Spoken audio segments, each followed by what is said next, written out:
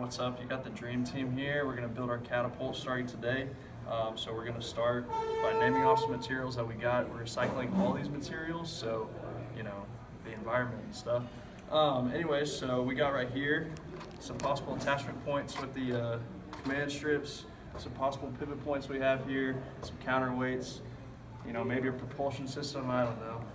Some tools we're going to use, and then also some tape and some hot glue and maybe some super glue to hold this thing together so it doesn't break. So we'll let you know.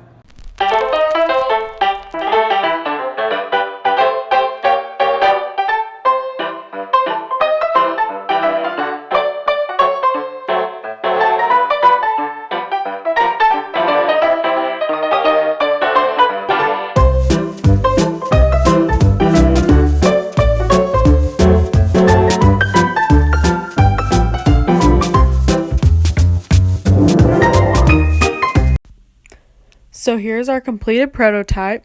As you can see, we used a cardboard box as our base, and we ran a rubber band underneath the box and hooked it onto our arm using a command hook and hooked it to the other end of the box also using a command hook. For our pivot point, we used a wooden block. The wooden block allows our arm to swing the ping pong ball forward and launch it the distance that we need it to go.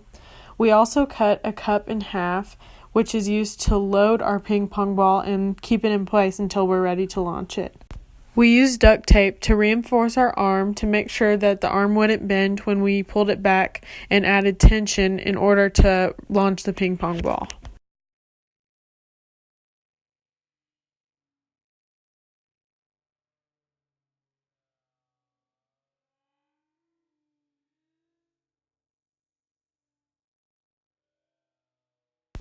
We also cut a hole in front of the box to make sure that the arm could have a full range of motion.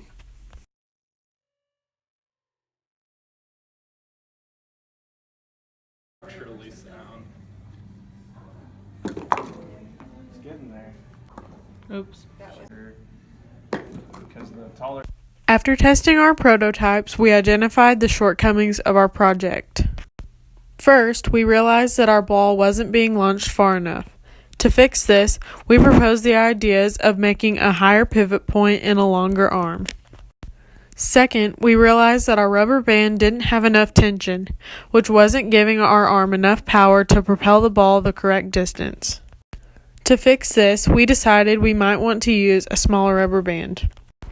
Finally, we decided that our arm needed to be attached to the pivot point because, as you can see in the video, it falls off.